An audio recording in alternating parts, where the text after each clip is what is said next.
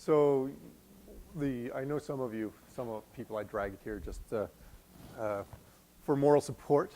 The sorts of things that I want to talk about today have to do with the sort of emerging research directions that my group is thinking about. And what we're trying to do is to improve our understanding of how the processes that humans interface with in places like British Columbia affect the aquatic ecosystems that these systems support. So we're really thinking about British Columbian mountains where we have a glacial legacy that dominates the channel dynamics. And when we talk about fish, for the most part, we're talking about one or two species of salmon, and if you're lucky, maybe a sturgeon or two. So one of the things that I asked myself before I came here to speak was, so what is it that I want you guys to take away from this? What is the main point of this lecture? It's always good to know that at the outset. And it's actually the same point as when I was speaking to my colleagues who are fluvial geomorphologists, and that is, how do we know what we know? What are the uncertainties on our predictions? And also, what the heck are we going to do with this? What is it that we're really trying to accomplish? I think that's very important to keep in mind. What we're trying to think about in this modeling effort is to distinguish between situations like this one, where you have a river channel. This is the Kananaskis River near Banff, Alberta. In this system, the forest is important. It causes overhanging banks. It provides some habitat. There's input of various forms of carbon there that are important for the ecosystem. But most of the physical habitat itself, the locations where the salmon might spawn, for example, behind a riffle, the locations where they may take up residence in deep waters with cover to prevent them from being preyed upon. These things are all determined in the lower case by fluvial processes. It's an expression of the innate tendency for rivers to form bars, there's a nice bar there, to form pools, and then these steep riffly bits that join the two. Think of that as what I'll call the alluvial architecture. That's what geomorphologists have been studying for the past century in great detail. Most of what we know relates to this, and the processes associated with wood. You can see there's some trees down here that are up on the bar, trees over here that are overhanging the bank, are all superimposed upon that fluvial architecture. Well, if we went up into the headwaters of this stream, we might find something that looks a bit more like this, where now wood forms a much different component of the system. Here we have wood that is in the stream channel. Here we have wood that is creating the stream channel by storing sediment, by causing water to flow over logs, generating a pool. In this case, those fluvial processes that generated the alluvial architecture down here are superimposed upon a structure, upon a skeleton that is dictated by the location, orientation, size, and interaction of individual pieces of wood within the stream channel. What we're really interested in understanding in this modeling exercise is to figure out what happens when we go from here to here, as we go downstream, as the channel gets bigger, because this is all driven by scale. The reason why these trees are important is because the trees are tall, and the pieces of wood they generate are large in comparison to the width of the stream channel. Whereas here, when a tree falls in, it doesn't cross the other bank. It's easily floated and moved away, and so its effect is relatively minor. How do we go about trying to characterize this system? Keeping in mind that what we want to avoid is a simple answer, an answer that has one value and unknown variability. We're trying to get away from a very deterministic approach to understanding habitat, because habitat is messy. Any calculation that we make is going to have some uncertainty in it. So how are we going to account for this? This comes from talking to hydrologists who are really into things like Monte Carlo simulations and whatnot. So what we decided to do was, instead of trying to develop some equations, use some data, and generate predictions, we thought, let's take what amounts to something like an agent based model where we're going to generate individual pieces of wood in something that's more like, not SimCity, but SimRiver, a very simplified version of a river. We're going to allow probabilities, events to happen driven by probabilities that we will specify. One of the probabilities is described by this first module. So the first thing that happens is we generate a bunch of imaginary trees on a forest. We allow them to fall down. Some of them fall into the stream. Some of them fall away from the stream. And then that's how we get wood into the system. Then those individual pieces of wood are tracked as they move. If they're too small, they move all the way through. If they're larger, sometimes they don't move very far, and they tend to span the entire stream channel, initiating the formation of a really important morphologic feature, which we call a jam, or a large wood jam. These are the main determinants of habitat in a certain scale of stream channel. We allow our pieces of wood, once they're generated, to move and interact, and more importantly, where we've gone a step further than other studies, we allow these pieces as jams or individuals to store sediment. That is really key in many of these mountainous streams, because without the wood, a lot of these streams would have no sediment in them. They would be bedrock canyons. If they were bedrock canyons, there would be no place for the fish to spawn. You'd have a much reduced area for both juvenile rearing and for adult spawning, if we're thinking again of our salmons. Then we have the last module that takes the wood out of the system. Yes? Right, so why do we want to know about this kind of dynamic? We're really interested in management activities. How do we think about restoration? When would we restore a stream channel? When would we modify a forest development plan? So it feeds into forest development, also feeds into restoration activities, particularly in the Northwest, where our legacy of channel management is to take all the wood out, because wood is bad, apparently. It does nasty things like jam up against bridges and cause them to wash out, and it looks unsightly if you happen to like canals.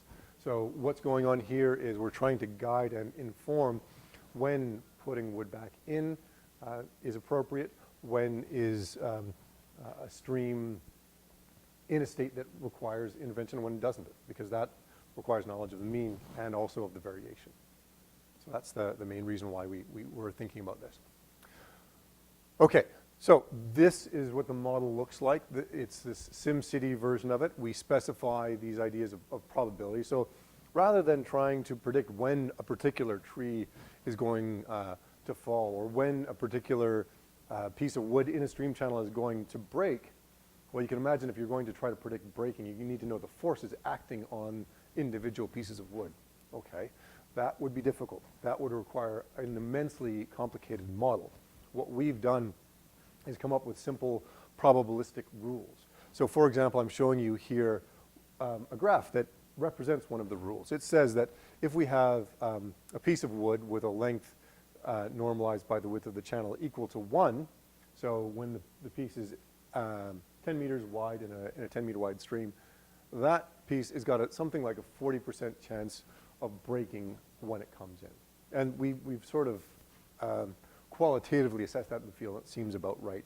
If the piece is much bigger than the channel is wide, then its probability of breakage when it falls in goes up. We don't know exactly what this function looks like, but we know that small pieces have a low probability of breaking, and large pieces, long ones, have a very high probability of breaking. So we just apply this rule to the input parameter. Now, does it work? Is it reasonable? We don't really have a way of testing that a priori by looking at trees coming in. But when we combine it with another rule that says once a piece of wood is in the stream channel, it's also got a probability of breaking, and that depends on how long and narrow it is. So long, narrow pieces tend to break, short, fat ones don't. We combine those two rules together, and we can look at the outcome, which is the frequency distribution predicted by the model.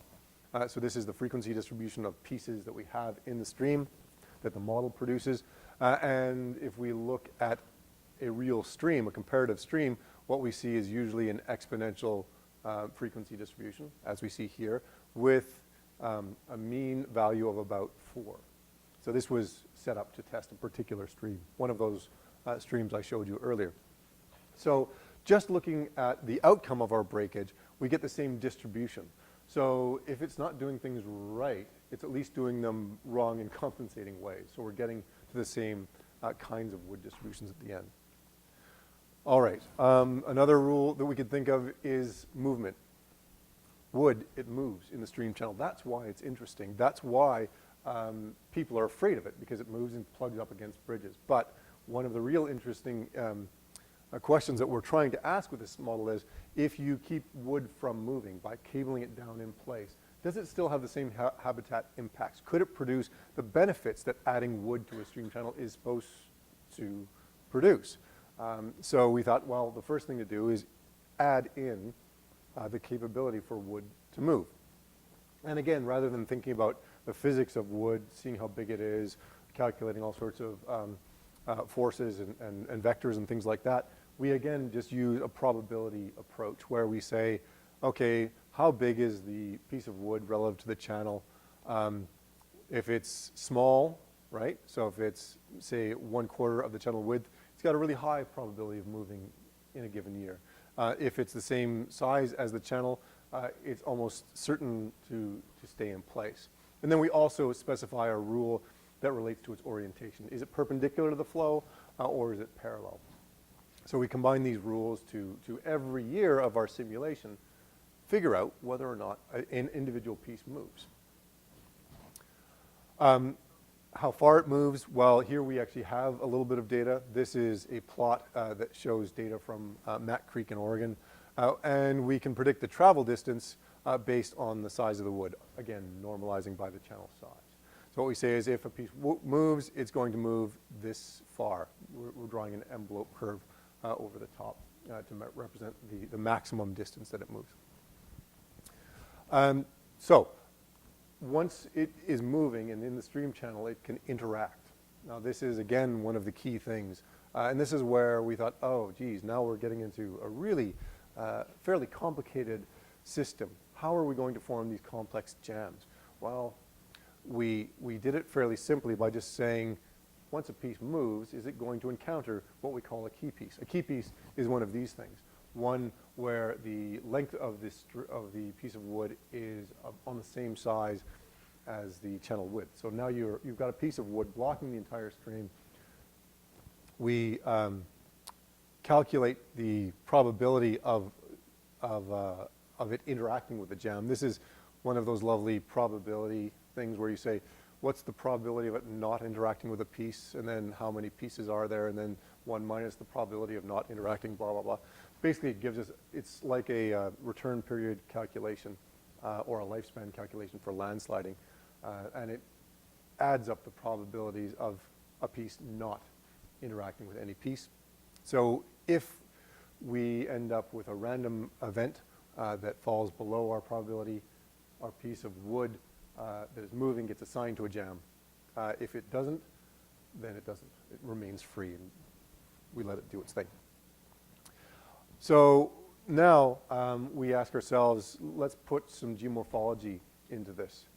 How do we actually relate wood in the stream channel to the accumulation of bars and sediment, the stuff that is required for fish to spawn, that is required for fish to have suitable rearing habitat? So how is habitat created by wood? It's created by storing sediment. And what we have done here is we've said, okay, well, we know how much sediment wood traps on average based on the total wood load. And the way we know this is by a series of experiments that Sarah Davidson ran. These are her data right here, 4 experiments that she did for her master's, where we looked at the trapping efficiency of wood, how much sediment can it trap, based on the volume of wood normalized by the area of the stream channel. Okay, so we have some data. We know at some point, though, your efficiency is going to plateau. You can't trap more sediment that comes into the study reach. We also know that for an individual piece, once it's sat there for 10 or 15 years, it's trapped a lot of sediment, so that the trapping efficiency is going to drop over time and approaching zero when the storage capacity behind that piece becomes filled. Okay, so those are the rules. What do they give us? Where do they take us? They take us to a situation where we can now start to understand what's going on in a system like this in Fish Trap Creek. I've already mentioned that the basic building blocks are data on those individual pieces where we know their dimensions, their orientation, how much sediment they're trapping, as well as this thing that we call their function. Are they in the stream channel, like these ones here, or are they suspended above the stream channel like this wood piece here? It doesn't do much. It doesn't trap much sediment, does it? It doesn't have much of an effect. The one below there is in the stream channel and has a great effect. So we track that as well and model that, again, using probability approaches. We can then aggregate that data to describe, to get statistics on the size of and characteristics of the jams that form. Those are the key things that we're interested in. So we can calculate the total volume of wood in a particular jam, the volume of sediment it stores, and also we can ask ourselves how much of an effect is that jam having on the stream channel. One of the really important things that goes on in a stream is the way it renews itself. The way it renews itself is by forming a jam, building up sediment, and then flooding off through the floodplain. In fact, right in behind here, you see an old channel leading down to an old jam. The reason why the river is flowing through here is because that jam caused water and sediment to build up, flow over the floodplain, and create a new stream. Now you've got two bits of habitat, the main channel and the back channel. Far more productive than it would otherwise be. That's what we're talking about when we talk about channel avulsions. We can also aggregate up to one scale even greater than this. We can talk about what are the average values of wood load, what are the average values of sediment load. Those tend to be less interesting, but more suitable for comparing when we look at other systems and field data. So the simulations that we ran, we're almost to the really cool, at least to my way of thinking, results. We have a range of simulations that we've run where we've assumed that sediment texture is a typical gravel stream. So the median sediment size of the sediment surface of the bed is about 45 millimeters. The largest material you see in the stream is something on the order of 128 millimeters, so about that big.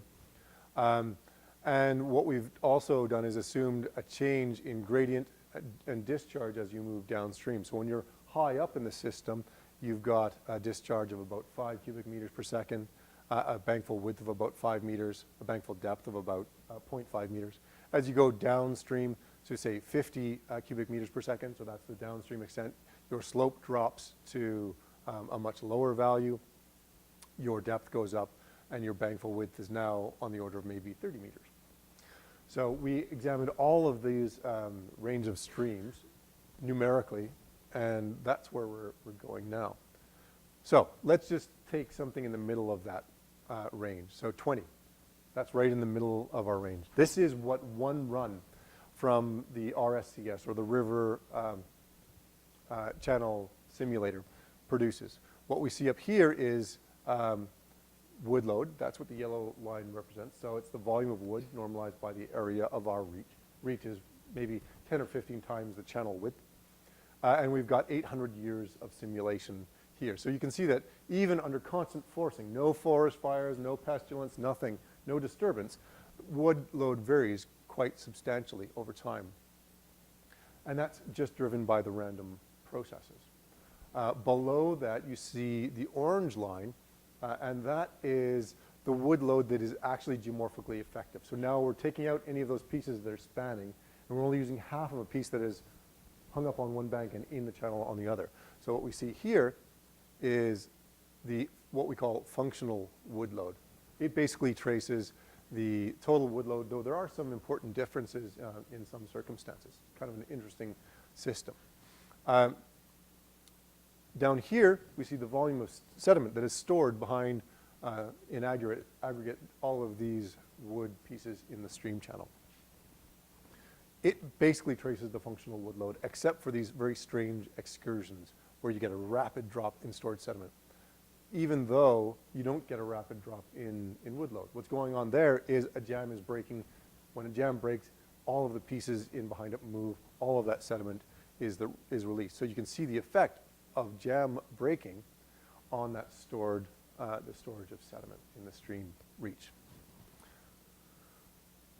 Another thing that we can look at is the area of pool formed by the wood. So here's where we're asking ourselves, what is this wood doing for fish?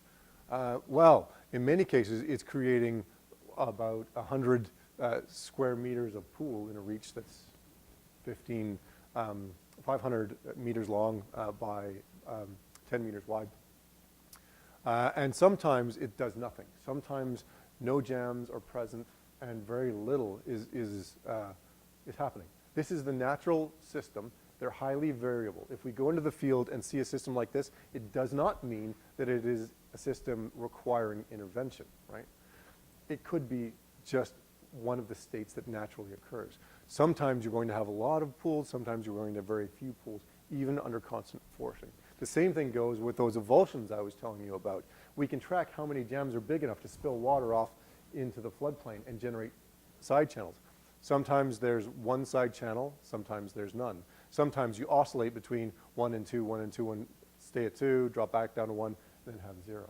So the dynamics, even under steady state, are variable. And that's what we need to know about a reach. How do we go after that? We go after that by ignoring the individual runs, by throwing out that really cool, very natural looking system and look only at the distributions themselves. So what I've done here is now I've run thousands of simulations for each channel size and aggregated them all and extracted statistics from them. So what I'm showing here is the range of channel sizes down here. This is the median value. This is, in this case, the 5th percentile, and there's the 95th percentile. And the variable we're looking at in this case is that functional wood load. And all of my figures that follow that have this blue and yellow color scheme are set up in the same way. We're looking at the distribution. What we see is that in a small stream channel, we have large variations in that functional wood load. Sometimes it's low, sometimes it's high. And the median looks something like this. That median trend actually reflects two things. One is the scale of the system. When you have forests that are big compared to the channel width, a tree falls in, it can affect the entire reach, right? You can affect almost all of the bed. Now let's widen out the stream channel. Forest doesn't get any bigger. There's an entire area where wood can never actually be input. So just by a system getting bigger, we're going to have a decline in wood load. So channel size is one of the primary determinants. Another thing that happens as your channels get wider is it gets easier to move wood pieces out. So in addition to wood having less of an effect, you can move a lot more of it out. So at some scale, wood becomes less important. It isn't critical to restore wood loads in larger streams, at least if we're thinking about the variables that I'm talking about here. There's something odd that happens at this location. We see that in the very, very small stream channels, functional wood tends to drop off, and that's because the trees don't break when they fall into the stream channel. They just span it. And now you've got a stream beneath a kind of forest canopy of wood that is running back and forth across the stream. It's not actually doing much. So there's some interesting dynamics that our model is producing that make total sense once you've been in the field. We can look at, over this range of scales, the number of jams that we get over the course of our simulation. In large streams, the key pieces aren't big enough to span the stream channel. So very few jams are going to form here. If they do form, they tend to form for very short periods of time and then are washed out. It's very easy to dislodge one of these really long key pieces in a very large stream. There's a maximum point here at about 10 cubic meters per second. That's where we get the most number of jams. That is a location where trees are about the same size as our channel width. And when they fall in, they don't tend to move anywhere. So it's really easy for that key piece, the largest pieces, to trap a bunch more sediment. And then over here, you can see that drop off. It's that spanning process. Again, the tendency for wood to be spanning the channel and not to interact with it. When we look at the jams that are formed, now we're forgetting about how frequent they are. We're just asking ourselves, okay, let's look at the statistics associated with the jams that do form. So jams that form in the larger streams, they tend to be relatively large, containing at least 2 pieces per unit width of the stream channel. But they are largest somewhere around 20 to 30 cubic meters per second. So in this scale, in the intermediate sized streams, you get the largest jams forming. Over here, where they're really, this is where they were the most frequent, right? This is that 10 cubic meters per second zone. They don't do very much in terms of storing sediment. They don't store a lot of sediment because there are so many of them that the effect is sort of distributed. The jams don't get very, very large. If we ask ourselves about the reach average sediment storage, what we see is that there's a very dramatic drop-off in the effect of wood. And there's a shift change right here where upstream you can have a fairly large effect and a great deal of variability. But down here, jams form so infrequently that they store very little sediment storage. We're looking at that reach average here. This isn't really the most interesting picture to think about, except when we ask ourselves, what about those streams that would otherwise be bedrock, right? Yes. Right. So that's a good question. Is storing sediment a desirable thing or not a desirable thing? The management of stream channels from an anthropocenic point of view and a road management point of view is we don't want to store sediment. In an aquatic ecosystem view, the storage of sediment, particularly in these areas, is where we're creating habitat.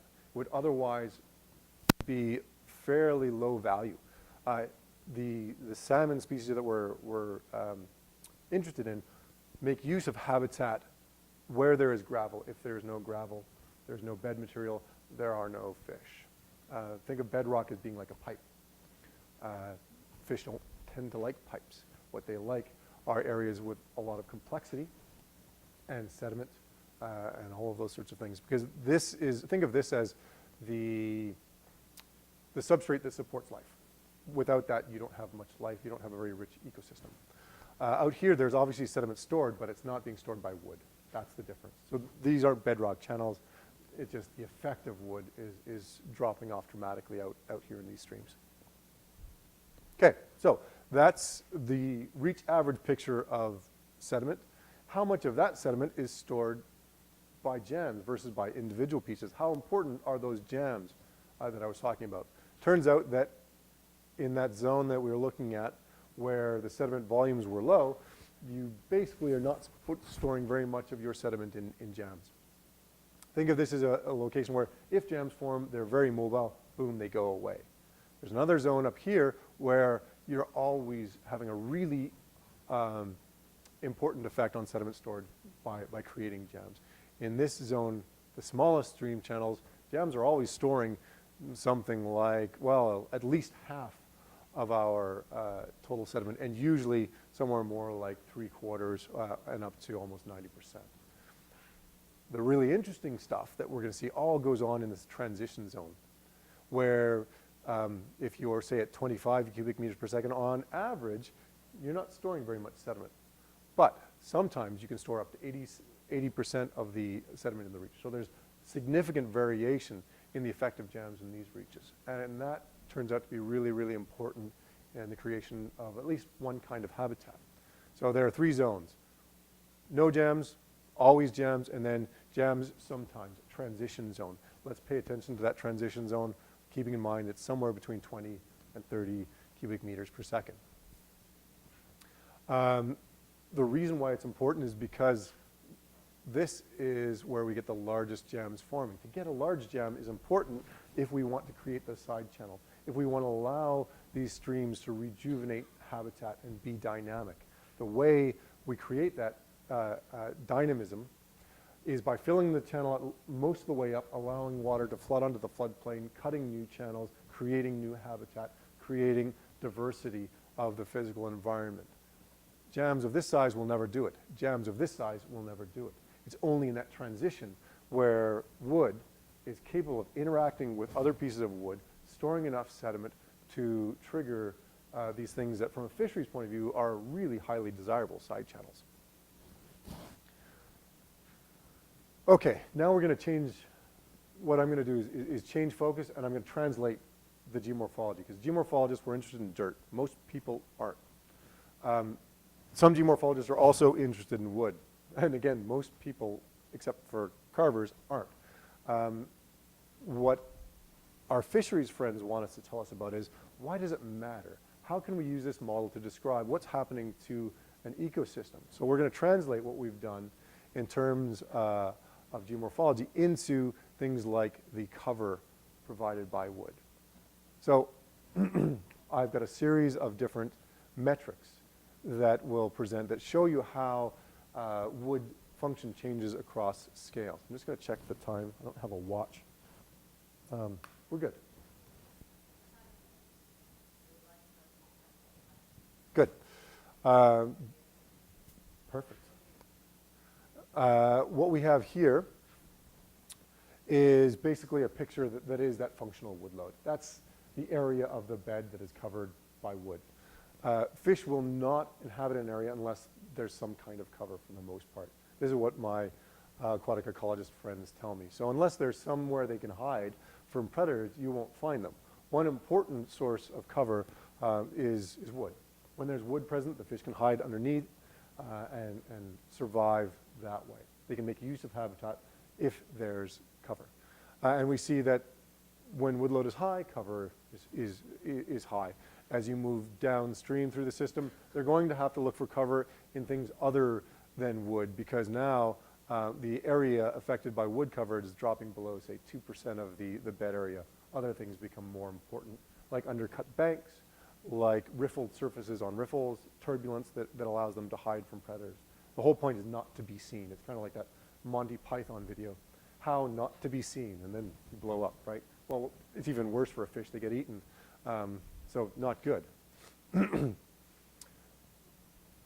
One of the important areas that we really focus on, what is particularly important in mountain streams, are pools, partially because flows get low at some point in the year. This is October. So this is low flows in October in Fish Trap Creek. And you can see that if you were trying to live in this part of the stream channel where there's almost no flow, you'd be kind of out of luck.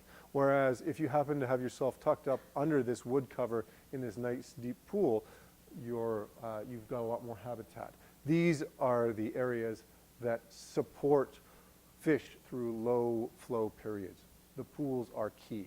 They're also important from the point of view of resting for migrating fish in larger streams, but these are key habitat elements, particularly for intermediate and larger sized fish. We've modeled these in our model by saying, well, the size of the pool that you have downstream of a jam depends on how high the jam is and how wide the stream channel is. So we model that, and what we see is that in our small streams, where jams are relatively frequent, pools formed by wood can affect something like 10% of the stream channel, but that by the time you get down to that golden zone for forming avulsions, or forming side channels between 20 and 30 cubic meters per second, pools formed by wood aren't really a big deal. Side channels are, but not pools. So what's going on is at one zone, wood stays in place, forms jams, creates pools. That's the small end of the spectrum. This is one message. The other message is, when we were talking about avulsions, those are occurring in a different part of the system. So wood does different things at different parts of the system. We need to realize that. We can also ask ourselves about how much of the area is deposited.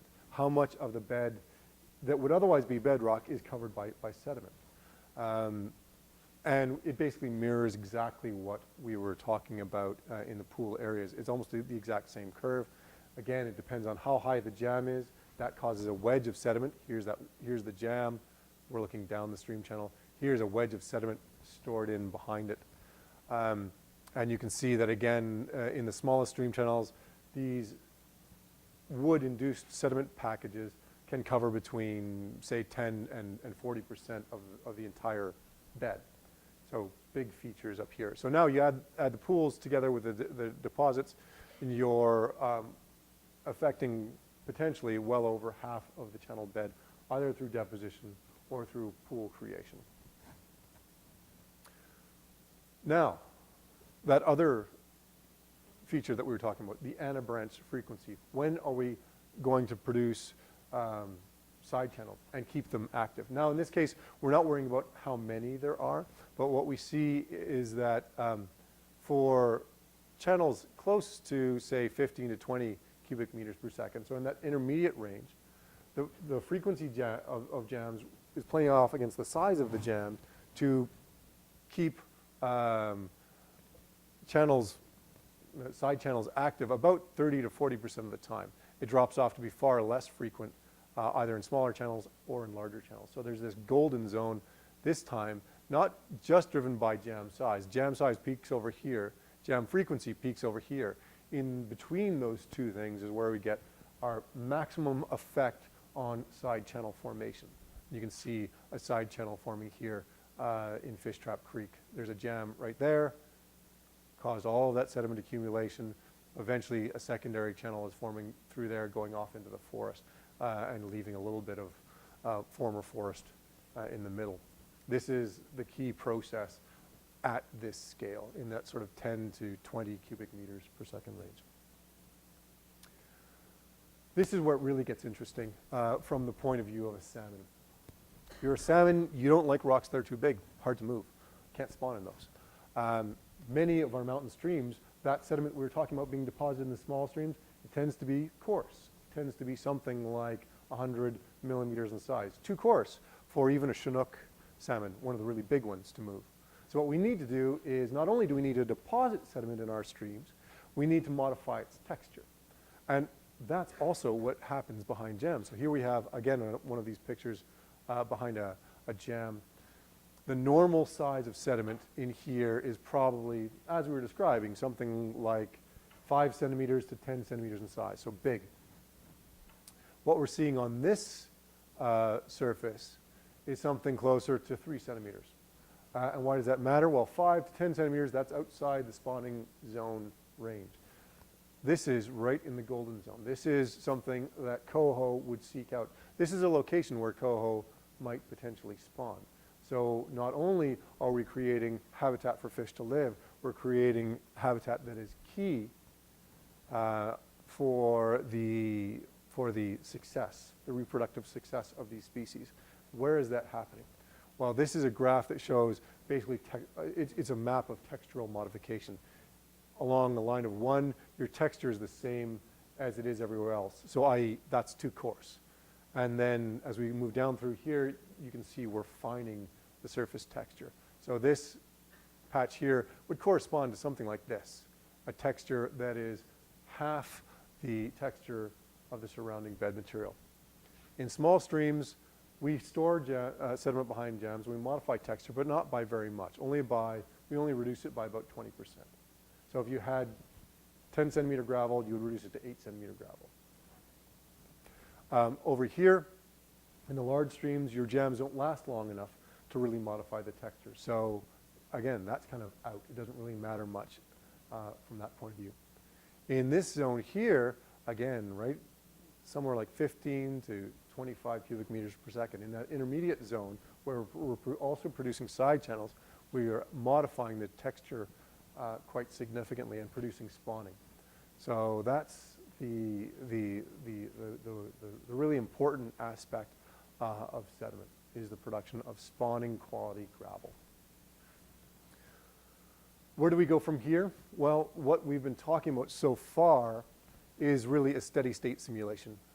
This shows wood load over time for thousands of simulations. The red line represents the 5th percentile, the blue the 95th. And you can see that this is the model spinning up, and then it's running over basically constant input parameters, so the values are stationary.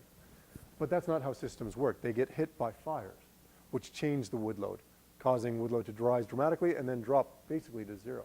That has habitat impacts as well. And so if we start to include these dynamics in our understanding of river systems, we're probably going to start to revisit some of those conclusions and ideas that we had based on this view of it. So that's where we're going in the future. That's where this model can take us, is it allows us to impose events as well on it and understand how that changes the variability. This kind of thinking doesn't export well to this kind of world. This is the kind of world where climate change, changing fire frequency, changing fire intensity now become a question that is within our grasp to at least approximate to the first order. So let's wrap this up. What were we talking about? We're talking about scale. Our wood load, that's the thing that we're concerned with as biologists. It's going to peak in the smallest stream channels, around 10 cubic meters per second. That's also where we get the most common formation of jams.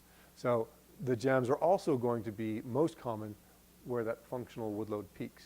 However, the biggest jams, the ones that have the greatest effect on channel morphology, are going to occur downstream where channels are wider, where the gradient is lower, and where wood can both move and be trapped. It's this playoff between wood moving and trapping. Sediment. The stored volume of sediment is going to be greatest in the small stream channels, which is a little bit odd because that's where it has some effect, but not the most pronounced effect. The storage behind jams, that's the stuff that drives side channel formation, is going to peak in that intermediate zone. So we can come with this sort of three-partate description of a system. We can talk about small stream channels where wood cover dominates about 5% of the bed area, where pools formed by wood are really important, as are sediment deposits created by wood. We move downstream, a lot of these things go away, like the wood cover, like the pools.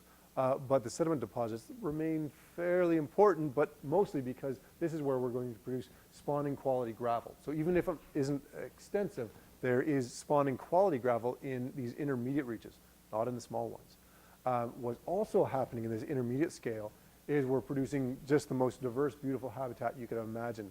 We're producing frequent side channels, multiple areas for a fish to hide from high flows, very productive zones in terms of habitat complexity in this intermediate zone. We're also modifying the bed surface texture. This is what the model is predicting anyway. And then we talk about large channels. So in a large channel, all of the effects associated with wood begin to diminish.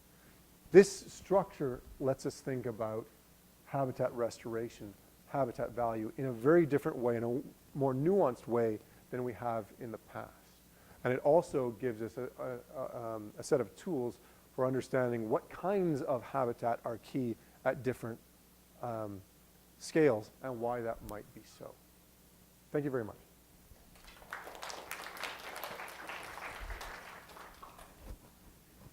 Yes, hello.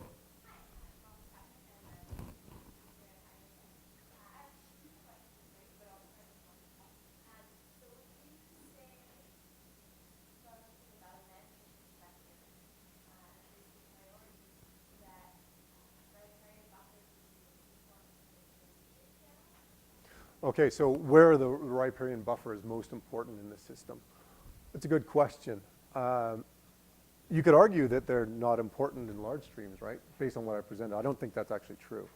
In terms of riparian buffers, there's a bunch of roles that I haven't talked about here that are primarily ecological, not geomorphological. So from that point of view, a riparian buffer in the large system might actually be more important, both for controlling rate of lateral migration, as well as ecological properties. Within the context of this model, where is wood input most important? Let me get rid of that. I'm late, apparently, for a meeting. So the small channels actually turn out to be where it's going to be less important, mostly because it's really the kind of habitat you're protecting. You need a riparian buffer that encapsulates the entire living space for a river. And in these ones, because they're further down the system, you tend to get floodplains. Speaking as a former environmental consultant working with riparian buffer prescriptions and things like that, if it's laid down by the river, if it's alluvial, it needs a riparian buffer. So that's where I think that they're really key. You can't think of it just as an area adjacent to a stream. It has to be tied up with the geomorphic context as well. So in the small stream channels, I think that they're probably less important to be bigger. Do they need to be there? I would say that yes, they do. But the role of the buffers themselves is a little bit different. Mark?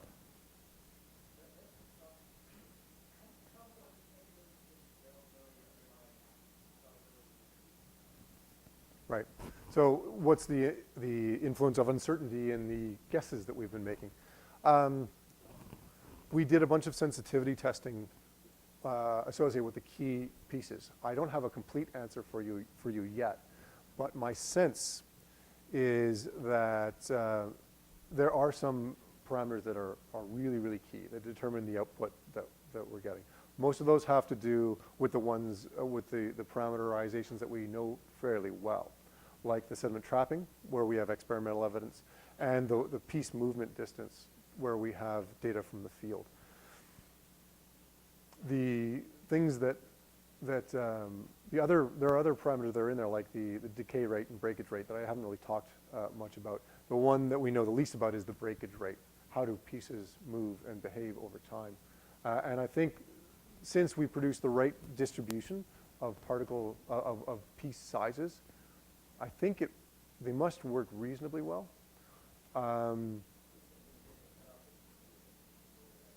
Right.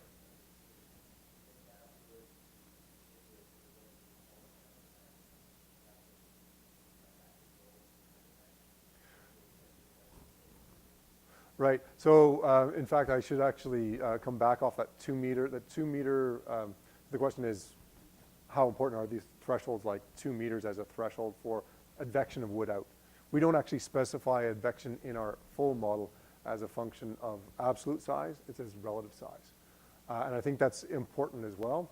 We have a plan to run a set of experiments in our new hydraulics facility to really investigate wood movement and investigate where that threshold is. But we specify it based on particle diameter. So a piece will move as long as the water depth is greater than half the piece diameter, because then it can float and move. And it will advect out of the reach as long as the piece is less than 1/5 of the whole channel width. I think those are probably the weak points. The wood movement that remain, that have a significant impact. But I think we're pretty close, and a sensitivity test over a reasonable range doesn't produce a change in the pattern. It produces a change in the absolute value. So the absolute values I wouldn't trust. The patterns I do trust a bit more.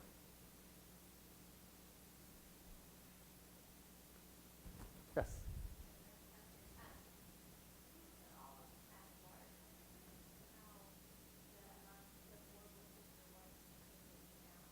Mm. Right. So, how do we treat stream temperature in this, and how could we include it?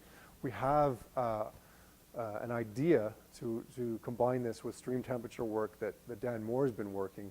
That you can think of it. There's 2 aspects. There's radiative sky view, as well as other kinds of shading for wood, as well as the water depth and things like that. So we have, as a long-term goal, trying to marry these 2 modeling approaches together to get at stream temperature effects. For now, we don't have a stream temperature component, but where it would influence, where it would come into contact with ours is pool area, pool depth, and pool cover, because those are going to determine the radiative exchanges. And there's no reason we couldn't do that kind of modeling in this kind of context once we better understand what kind of habitat units our model is producing and really get those details better nailed down.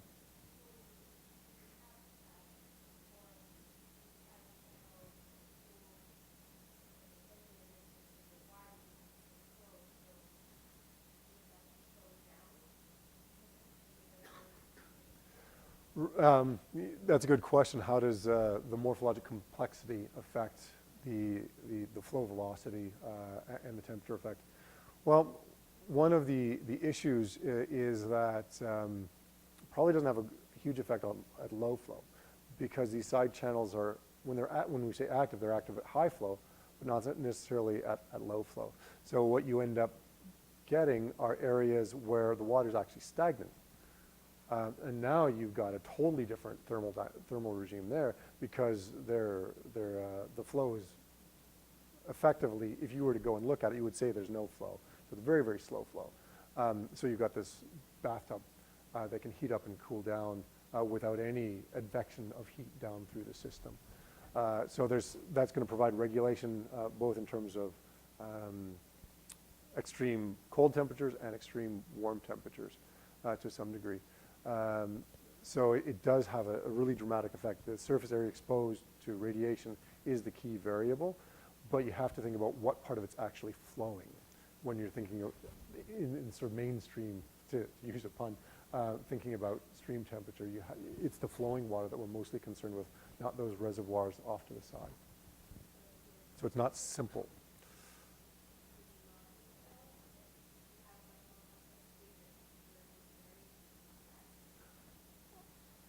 I'm not sure if temperature would vary less. I think it would, but that's again one of those areas where there's all sorts of really interesting experiments that we could run to test that. The other thing that happens, of course, in the side channels is vegetation tends to close over top because they're not laterally active the way a main channel would. So you might get greater shading. So they're all really good questions. I'm just not sure I have an answer for you yet. Yes? I have a question about, obviously, the dynamic, that dynamic flows and jam break is really important at the overall health. So how close can you get to a restoration system then where you might have that dynamic Right, so how do we take this sort of thinking about dynamic systems and apply it to an urban system? Well, one of the sets of experiments we did was to say, okay, well, let's let the wood be input, but not moved. What effect do we have there? And we measured it in terms of volume of sediment stored and those sorts of things. It is a compromise to hardwire your wood in, to not allow it to move. It does produce complexity. It also produces stasis, which is never good for an ecosystem. You don't get turnover of the bed. There's all these sedimentological problems that then come in, like the infilling of fine sediments into your gravel substrate that produces lower rates of through gravel flow, lower oxygen levels, and lower egg survival rates, if you're thinking of spawning, for example. So I think this would be useful in the context of an urban stream to think about where in the stream you might want to restore this kind of function versus that kind of function. So I think that's how I would say it would apply to an urban stream. Say, all right, before we built this neighborhood, this is the range in which we would have had side channels being produced by wood. Well, let's engineer some, because we've got a species that's evolved to adapt to this structure, this hierarchical nesting of rearing habitat up there, spawning habitat down here, and then larger fish living down there. So I think where when we have to tie things down, we have to tie them down in the right place and not try to produce the rearing habitat in the zone that's meant to be spawning and the spawning habitat in the zones that are meant to be rearing. So I guess that's how I would think about it, adapting it in an urban environment. Yes?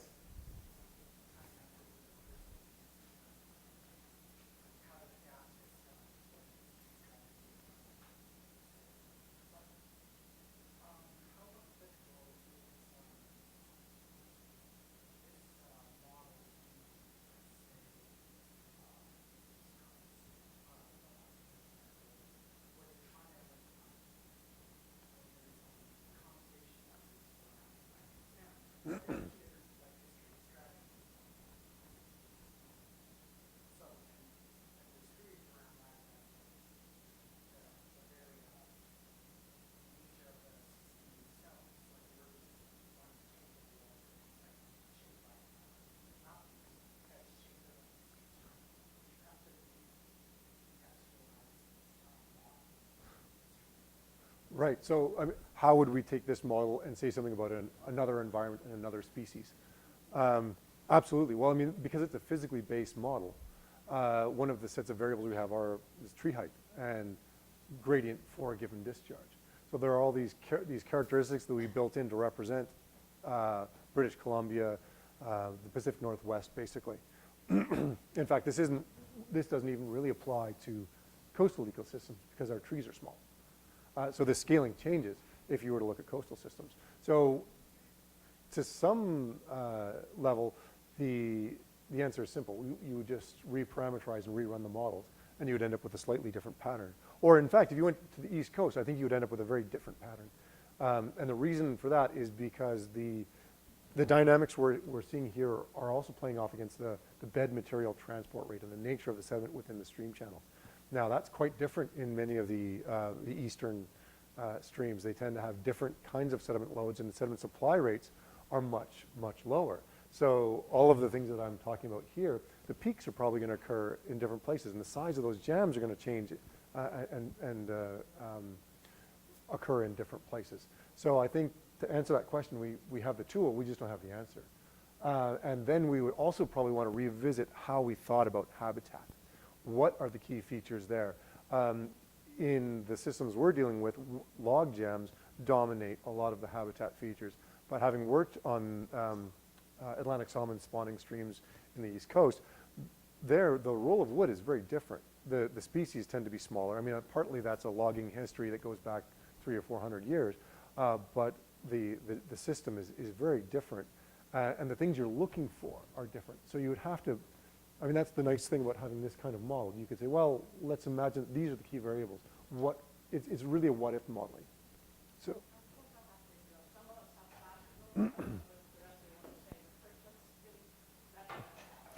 Thank you.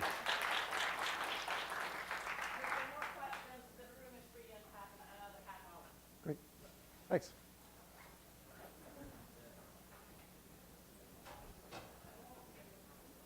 Oh, wow. Yeah, I know. My Tuesdays tend to get full because I like to stick lots of things in here. So. Hi. Hi,